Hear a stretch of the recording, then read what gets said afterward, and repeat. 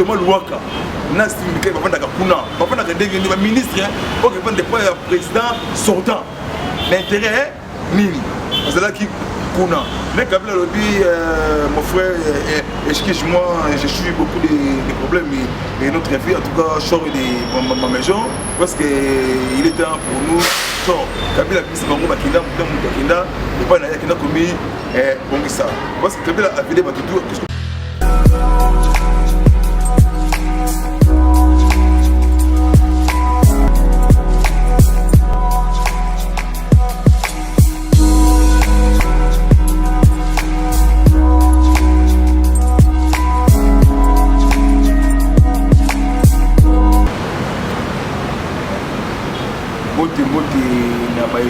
Pour la Dabiso, par-ci par-là, dans la chaîne Oyo, Dabiso, message d'Africa, de la Kaka, de Moka, autour pour dénoncer ma baie.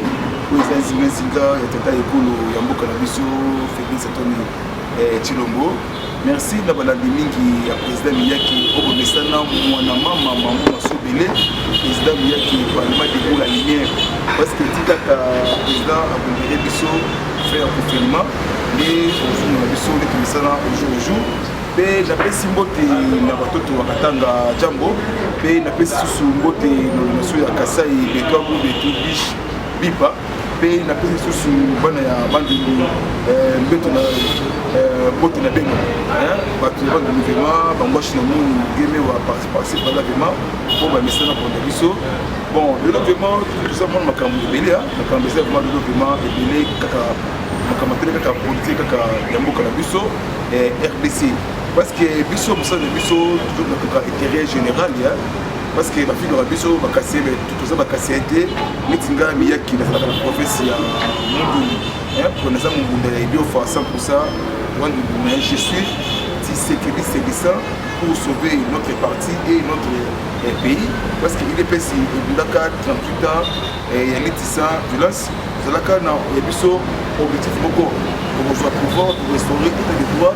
pour passer les anti-valeurs dans mboka oyo et aussi la paix oyo et aussi là parce que dans beaucoup de mboka a le qui va juge quoi le qui na mboka c'est là qui peut on a mboka état et même comme là il y a des tournements comme 15 millions comme 60 millions on a des commis comme ça la malakati na mboka bala mboka to na politique il y a un complot préparé au jour avec le chef de l'État complot et salamaki zalaki na kingakati na papa titu bien azalaki na les sous qui gagnent azalaki na Kabila azalaki parce qu'il va mener pour contre le président Félix en plus si Mwandasemi azalaki influencé.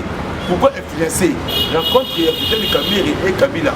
Parce que là, qui est Kabila coup d'État? Pourquoi? Parce que quelqu'un qui va mener coup d'État à Makassi. Parce que Kabila a Zobang en prison dans Kati ya Kinshasa. Parce qu'à Sali Mabé et Belé, il y a beaucoup de femmes violées. Il y a plus de 15 millions d'habitants congolais tués. Mission pour piller la ressource naturelle, pour piller combattre, pour piller et tout ça matière pour demander que Koïba amène des fois comme peuple congolais les Kambouya chez des gens qui nous ont dit ça ma Kambouya bien des relevés la mingi na mboka oyo Congo parce que rencontre à Joseph Kabila Kanembe na ba notable Katangé c'est là qui crée le mois de mars oyo na Ngakati parce que c'est là qui m'a pour la Congo le loco et mina na poisson parce que comment que ba député Katangé parce que dès les méla arrestation à Gédéon King il y a un main noir il y a un complicité en plus si Gédéon King c'est là qui arrêté à l'époque de Kabila c'est là qui condamné à mort nani oyo abemisaki Gédéon King na kacho Joseph Kabila en plus azaki déjà sanctionné na ONU depuis Kala mais le loco autour mon nilo awa et comme ça Gédéon King parce que c'est une mission bien planifiée parce que source autozui parce que Gédéon parce que Kabila a sima Gédéon parce que lobby baba King comment ça la qui pour des presse a autre lobby pour dénoncer pour la Gédéon a lobby arrestation immédiate à Kingwa Gédéon King parce qu'il y a un menou dans la sima ya King abi surtout FC FCC wana papa qui le baki lobby sikoyo ya militaire o babengi autodéfense maimai parce na simaya eloko wana même Kabila simaya eloko wana parce que ba monique kokota na simaya kimbozo espace parce que la mythe autre sur le baboui sera bango ce qui j'ai un kingo a réussi Katanga pour prononcer au Katanga indépendance mais Zoé Kabila pourquoi va na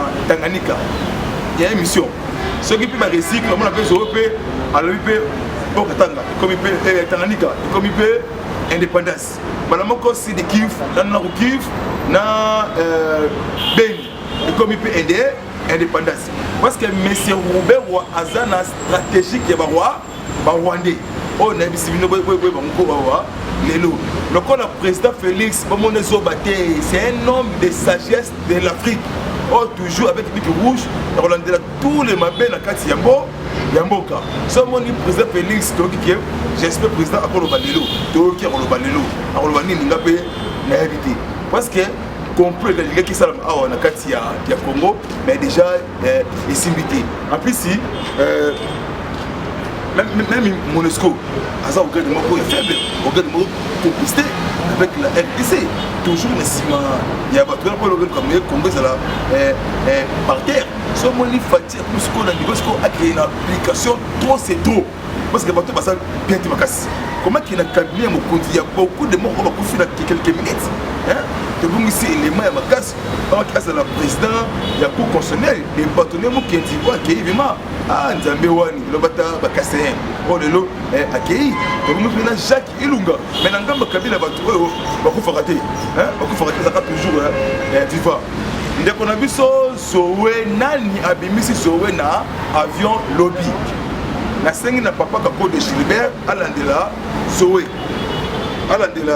Zoé parce que le mec qui nous porte à maintenant avion à plus qu'on a solo baboyer parce que les autorités aviation civile bah qu'on respecter tes mesures chef de l'État il y a pas espace aérien le mec qui va autorité civile nous porte à qu'il dans avion il y a privé à qu'il était président qui le gouvernement avant au voler faut avoir autorisation et pas Kodiambo Yamboka on a vu si bâtiment qui est en complot contre le pays na biso oyo quand même tu vas bouya on a vu si nous parce que le loc oyo fati dans fati a décrété état d'urgence sanitaire et c'est là qui politique de Moni Kabila a commis isolé de Moni Ngobila c'était na station au Congo Kinshasa il faut ça là arrêter on a vu si nous bouya pour ça là na vigilance parce que le loc oyo maintenant qui musika parce que Kalef Moutom Alinga qui a mené coup d'état à la Congo, mais comme Simba quitté.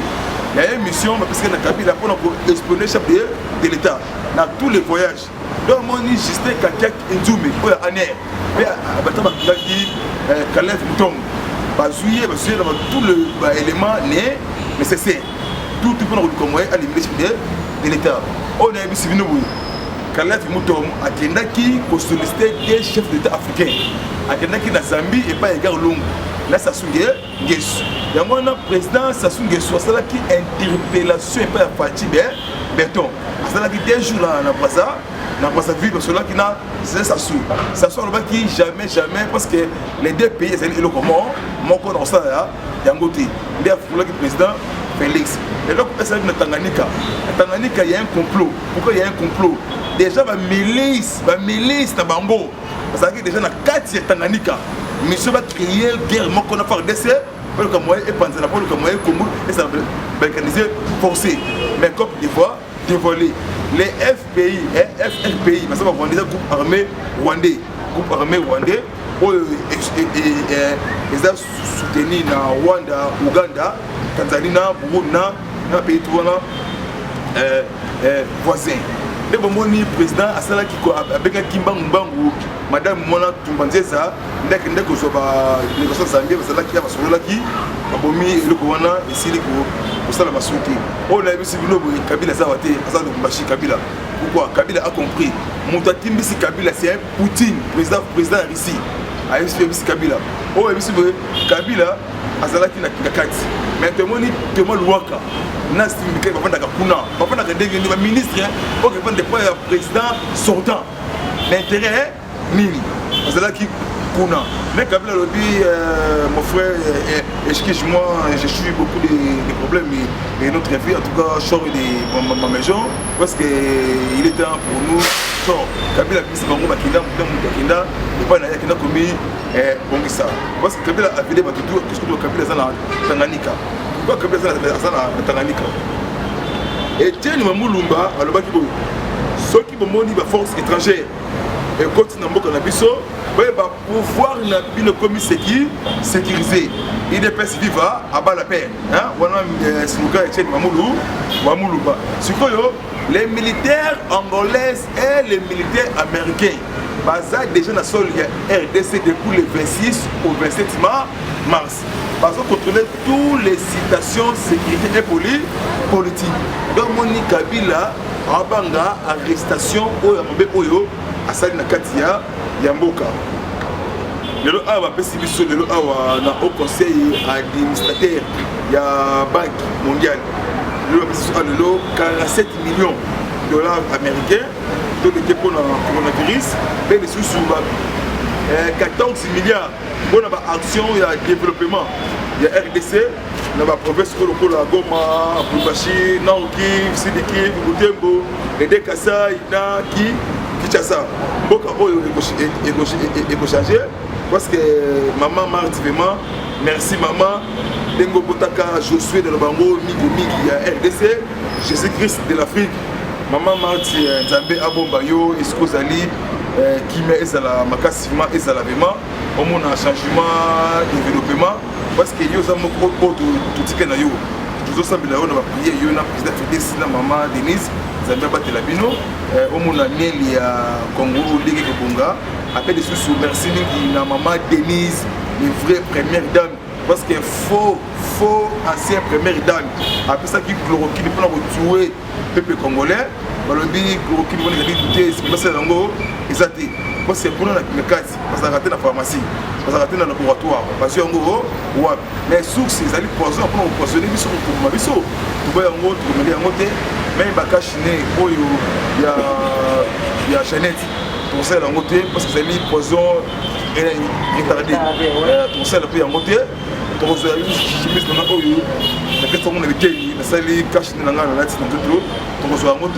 parce que c'est un autre espoir de l'Afrique, il y a peuple et tout, il y a monde qui va prier et pas naïe. Maman Denise, c'est aussi là qui a pour ça qui 500 000 $ américains pour construire rapidement l'hôpital, il va être en quarantaine. En tout cas, c'est vraiment abattre là vraiment. Merci maman, toujours conseil autour il y a papa. Conseil à ma casse, c'est la milité. Parce que Batibélé Balingi papa té. Balingi papa moi, il faut que je la paix papa pour fater.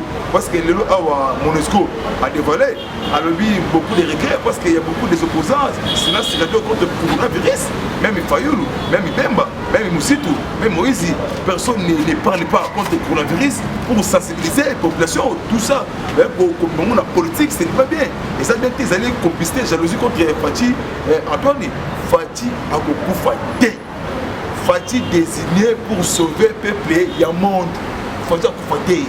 Fati a fait ça le 23 juin, dans la martyr. C'est là que chose symbolique. Parce que la lumière est bombée ténèbres. On va changer beaucoup à Ruboka. On va baby 50 ans. Et pour mais je vous assure, vous, les combattants et les diasporas congolaises, amour bolingo, bomoko, tire à Londres, bomoko bolingo, même Ibemba, dépend à Paris, bolingo, Rocher Lumba, bolingo, la bonne sanité, maman Nangaï Kuna, la France, Basundra Bisso Miki, numéro Nangaï, Yango, la personne déjà, avant déjà, numéro Nangaï, Boko, Bengi Nangaï, Yango, nous avons 7 sur WhatsApp, nous avons 7 plus de 143, 97 360 50 14 sur WhatsApp.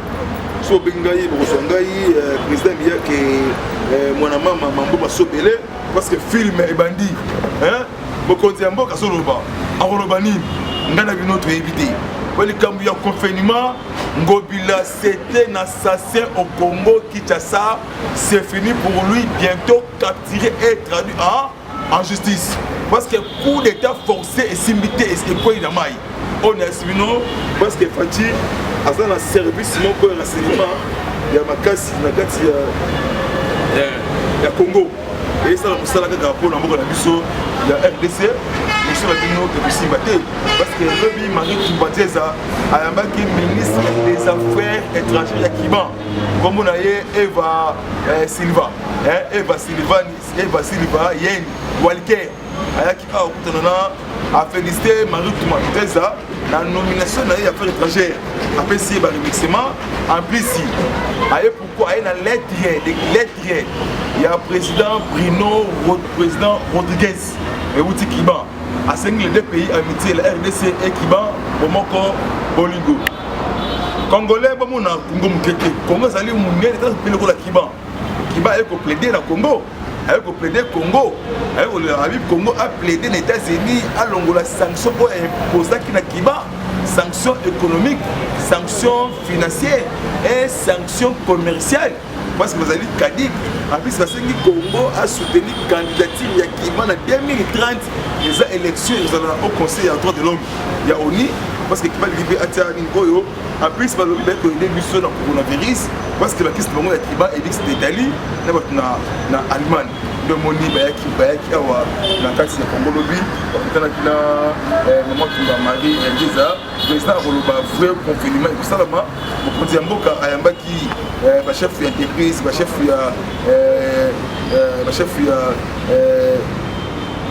expecté, Ayambaki Bango, Ayambaki n'a pas d'entreprise publique. Les assurés de Bango, parce que nous avons créé marché Moko dans le cas de Congo. Marché, on a été comme on a pris des gros.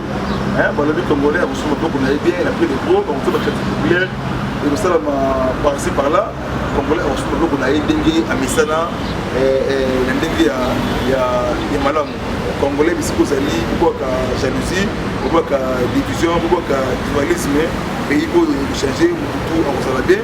Au Congo, on s'en va bien, au Congo, on s'en va bien, au pays, on va dire pays à Maputo, à Pispe. Parce que parce que ce que nous avons parti, c'est la carte point de presse dans les médias. C'est la carte. On a aussi violation, il y a test IDPS, il y a chaque IDPS. Parce que les combattants qui sont dans la cellule, on a un président, le col a papier au côté de la